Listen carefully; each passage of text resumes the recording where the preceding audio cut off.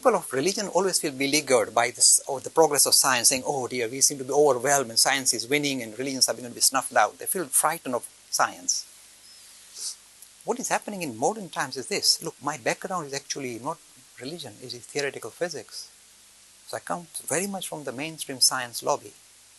I did my degrees at imperial physics and in quantum mechanics, and this is my central kind of drive. I love science. So how do I reconcile the ideas of Hinduism with science? This is what we are saying. As I said right at the start, we are suggesting that every disciplined human endeavor in any field, including science, will reveal a spiritual dimension. Let me show you in two places where it's visible now. Now, science of today, not science of tomorrow, today. You say, where? At the heart of physics, you see, physics is considered most pretentious of all science, saying, all you rest of you chaps, biologists even, and chemists, and sit at my feet and I sort you out. I am physicist. Because this is the most pretentious of all science. We got all the answers. Your DNA, your computer chip, we can explain everything. At the heart of the matter. Matter itself, we explain. We want to look at the nature of, fabric of reality, physics. So this is a pretentious science. In physics itself, there's a central discovery since the middle of 1920s that has thrilled the physicist. It has made them pull their hair out or sometimes stand up like with Einstein. What is that? It is something called quantum. This is what they've discovered. Heart of physics, I'm showing you spirit at the heart of science. This is what they are saying. This is not make-believe. This is not airy-fairy stuff. This is not hippie science. This is what it is. Look, it will thrill a person of religion. It is saying that despite appearances, the underpinning to this reality, this physical reality that we are sure about, this empirical world that we are so sure about, we take one pebble and click it with another pebble. Yes, empirical evidence, click, click, click. They are saying underpinning this material world, the thing that is underpinning it, that expresses itself as this material world, becomes visible as material, the thing underpinning, this is the finding of quantum physics, is essentially non-material. So we say, what is it then? It is not material because you've always been dealing with matter. So what is it? It is not matter, that's all we can say. This is called quantum. So here we find physics now affirming that the building block, the primary building block of this creation is non-material, and Richard Dawkins cannot fight that. This is physics, stronger than biology. This is the heart of physics, asserting that underpinning to this reality is essentially, we are claiming Hindus, is a spirit. That's what we've been talking about. It manifests itself like this diversity, but underpinning it is this grand thing, very fluid. This is the most exciting discovery in modern physics, cutting-edge discovery. If you go to Hindu Academy website, you get a link to Warwick University where I've done a big talk called Challenging the Paradigm of Materialism. This is where we need to go. Challenge materialism. Because Richard Dawkins is saying the virus that infected mankind and tremendous harm is the virus of religion. What is coming from Hindu religion is saying, no, the greatest virus to infect humanity is the virus of materialism. That you are nothing but matter and its epiphenomena. There's nothing more to you. We say that is the virus that has done tremendous harm because it reduced us to a lump of matter, taken away our dignity. And we have become materialists and we just chase after material things and we have lost the spiritual dimension. There's no way. Your physics is telling us the underpinning is non-material. We are saying it is spiritual. So in physics we discover this dramatic material. Let's look at the other science. Again, cutting edge. Neuroscience. Neuroscience.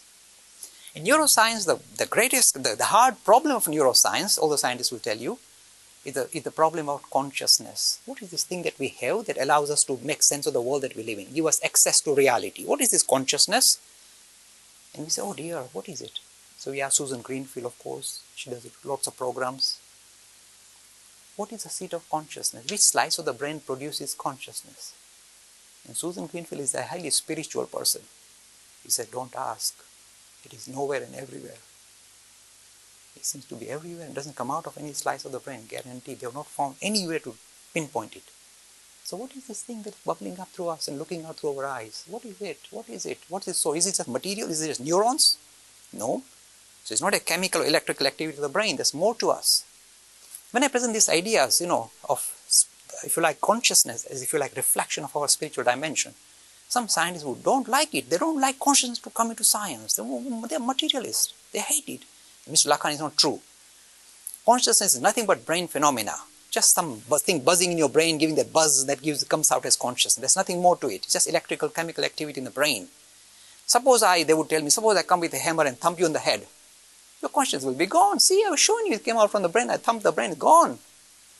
Or suppose I inject you with anesthetic, you'll go, gone. So it can't be, it must be just brain phenomena. We just put an end to it. I said, oh no, I'll give you better metaphors. You must come up with that, and they like this one. Suppose a child enters this room and discovers the dimmer switch, starts playing with the dimmer switch. It goes one way, the light comes on, goes the other way, the light disappears. The child will immediately come to a conclusion that the switch is producing that. You can't blame him. This is what the scientists are doing. The Hindus are saying the brain is just the conduit of consciousness. It doesn't produce consciousness. It's just a conduit. It lets it flow through, or you can block it. So when somebody goes with a hammer and knocks out the switch, they don't kill electricity. They just destroy the conduit that was allowing electricity to flow through. So you're not touched consciousness at all. You're not produced it. You're not demolished it. You just destroyed the mechanism that was allowing it to flow through. So brain is, if you like, just a conduit of consciousness, not the producer of consciousness. So it's not a brain phenomena. It's not something coming out of matter. This is my professor with whom I did my master's, very famous, called Roger Penrose. He writes books on consciousness and quantum and all that. He's still trying to squeeze consciousness out of the microtubules of the neurons, the skeleton of the neuron, saying if I squeeze it, it won't come out. He's still thinking in material terms. Hinduism says, no, it is dramatically non-material. That's why you won't be able to find any roots in matter. It just uses this kind of complex, it needs this faculty in order for it to flow through. So even the animal kingdom is there, it's dull, but it's there. It's beginning to show up in all living things. And consciousness is a way of discovering spirit in neuroscience. When I talk like this, when I talk to youngsters like this, I like this stuff. Because they knew there was something special about themselves. And this person is affirming that consciousness too is, if you like, our spiritual dimension, becoming visible through our eyes. That's how we started the journey, making sense of the world that we live in. Trying to suss out what is our own essential nature. And in all this area we discover, in the physical world, in our inner world, we discover the spirit as the underpinning. And if you like, if you can't thrill anybody with this kind of message, what more can you do? And this is not something airy-fairy. It is in a way taking the challenge back into the science lobby and challenging them. Look, you discover things and you're not affirming, you're not prepared to give acknowledgement to your discoveries, which are essentially non-physical, non-material. You keep hiding it. But your science itself is declaring in no uncertain terms, the underpinning is non-material. Deal with it. Don't run away from it. Free e-learning course in Hinduism. To register, please visit www.hindu-academy.com. Talks on Hinduism, sponsored by People Care, encouraging caring for the elderly in their own homes. For more information, please visit peoplecare.com.